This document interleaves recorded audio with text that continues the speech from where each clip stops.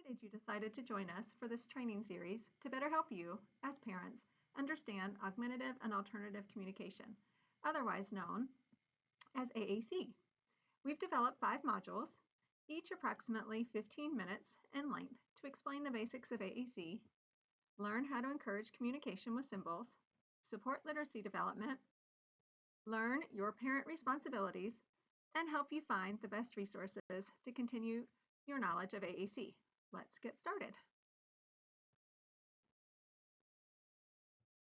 I'm Ann Kohlmeyer, and with me is Christy Butler. We are both speech-language pathologists by training and concentrate our efforts in the area of AAC and assistive technology. I work for St. Luke's Health System in Children's Rehab, and Christy works for the West Ada School District. We both provide consultative services to colleagues in our systems, as well as direct services to children. We provide trainings in AAC that are available in person, as well as recorded webinars like these on the Idaho Training Clearinghouse. We are delighted you have decided to join us in this learning activity. Our plan for this training is threefold. We're first going to discuss who are complex communicators and what augmentative and alternative communication is. Then we'll explain the difference between the types of AAC, including both low-tech and high-tech communication options. Finally, we'll discuss the main reasons for using AAC with your child and how the use of AAC will encourage increased communication. When we think about vocabulary and language, we must first consider all of the different reasons why we communicate. There's a great interview where a mom of an AAC user states that she wishes her child would communicate more than just requests for cookies, meaning that her most common phrase is, "I want cookies." Often for our children who are nonverbal, reinforcers such as favorite foods or toys, as well as needs such as going to the bathroom or getting a drink or eat, are the first words that are targeted. However, we as fluent talkers communicate more than just our basic wants and needs. We have interactions that establish, maintain, or develop personal relationships with others, which are often forgotten for our children who are nonverbal. Saying my or your turn during ball rolling activity, using look or turn the page during storytelling is a way to develop social closeness. Teach them how to say, "That's fun," and "I like that," or "I don't like it." To tattle or tease is a developmental step that all kids learn to develop social closeness and is often neglected with children with disabilities. Being able to call someone to gain attention, such as saying "Mom" or "Come here," is a critical life skill. Learning how to make appropriate protests can be a game changer for some children. Imagine the result when a child learns how to say "all done" or "no" instead of hitting or kicking. For example, years ago I worked with a kindergartner who repeatedly threw toys across the room. So for therapy one day, I decided to model the symbol of different to request a different toy. I introduced a toy for us to play, and she immediately threw the toy off the table. I pointed to the picture of different and said, "You must want something different." I then introduced another toy, to which she again threw off the table. I again pointed to the picture of different and said, "I think you want a different toy." The process repeated for the third toy, but by the fourth toy, instead of throwing the toy, the student pointed to the picture of different.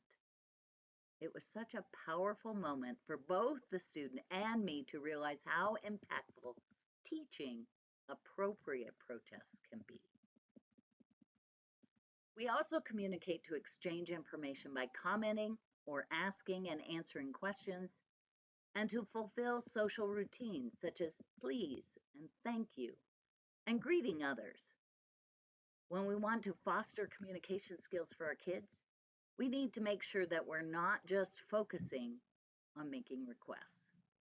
We need to remember to keep in mind all of these reasons why we communicate and model these for our kids. So let's continue on our AAC journey by setting a quick foundation on AAC terminology. AAC stands for Augmentative and Alternative Communication. It includes all forms of communication other than oral speech that are used to express thoughts, needs, wants, and ideas.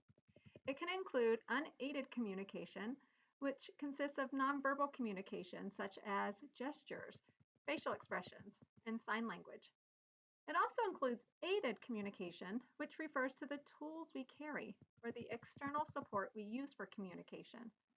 We all use aided communication every day when we use a phone to text a friend or use a laptop to send an email.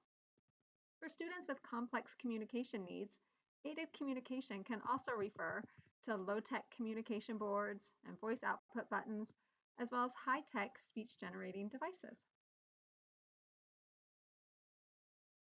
Symbols are used as visual representations to communicate wants and needs. Visually representing language helps students with a variety of disabilities by providing multimodal input. It can provide a visual cue on what to say or a reference of language that was just said.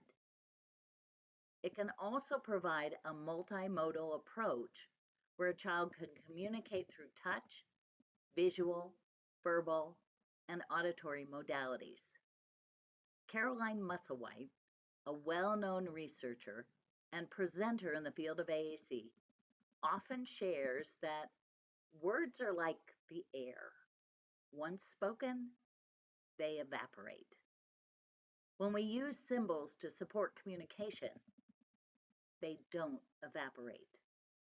They are visible help for students or children to remember and learn those words. Symbol-based communication is often used by individuals who are unable to communicate using speech alone and who have not yet developed or have difficulty developing literacy skills.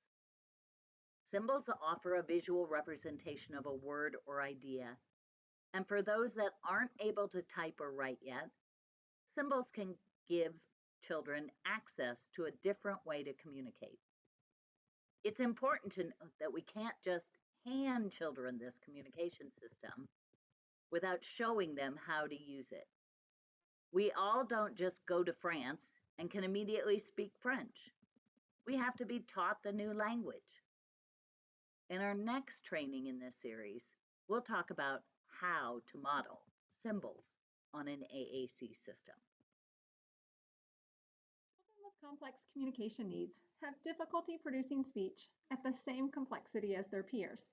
These can be children who are nonverbal, or those who speak in 1 to 2 word utterances, as opposed to their peers who are communicating in 5 or more word utterances. Often this delay in communication is caused by congenital disabilities, such as cerebral palsy, or developmental apraxia of speech, acquired disabilities from a stroke, or traumatic brain injury, or from neurological differences like autism. Researchers have estimated that approximately 5 million Americans and 97 million people worldwide may benefit from AAC. Again, those complex communicators that have limited speech or whose expressive communication is less than their peers would benefit from augmentative and alternative communication. As a reminder, we use the term augmentative first, as we are first augmenting or adding to how the person is already communicating. It is alternative second because we are more than likely adding a new communication tool. When your child is getting ready to become an AAC user, As parents, there are a few expectations that should be set. First, AAC is work. Simply giving a child a communication device will not make the child a communicator. Instead, we as adults need to teach that child how to communicate using that device. If a child is not using a communication device, often it is because adults around that child are not modeling communication with that device. We'll talk in the next training video on how to model communication on an AAC system. This leads to the next expectation that AAC must be a team approach. Teaching a child how to communicate is not a one-person show. Instead, family, school, and community members, including private speech-language pathologists, should regularly collaborate and work together to ensure that the child's communication skills are growing. It's important to make sure that school is not doing something different than home. Instead, everyone is working together as a team. Also, as an SLP, I hear many parents voice their concerns that using an AAC device will limit their child's verbal communication. This is false. There has been a lot of research that has specifically studied this question, and the researchers have found the opposite. AAC actually increases verbalizations. Think about what we discussed when using symbols. Symbols make communication multimodal and visual. Learning language through multiple ways is good for our kids and supports growing their communication skills. As a parent with a child using AAC, you'll want to focus on creating communication opportunities for your child to practice using the AAC device and to give your child ample opportunity to see you model the use of the device. Think for a few minutes about some common, everyday activities that you do with your child. Is there a way that you can use a communication device to expand the interactions? For example, think about dinner time. What else could you say at dinner time beyond just requesting food? Can you use the device to talk about who has eaten all of their vegetables? Or which family members do not like the taste of broccoli? Find those familiar routines that you do every day with your child and build in more communication opportunities. Finally, just make sure the AAC device is always accessible. That AAC system, whether it be low-tech like a communication board or book, or high-tech like a device, should always be within 1 to 2 seconds reach, powered on and ready to go. If it isn't, we're missing so many communication opportunities. Always have a way for your child to easily communicate with you, and a way for you as the parent to easily model communication with your child. Thanks so much for watching the first video in our training series on augmentative and alternative communication for parents. We encourage you to check out our next video in the series, AAC for Parents 102, using communication boards for activities of daily living.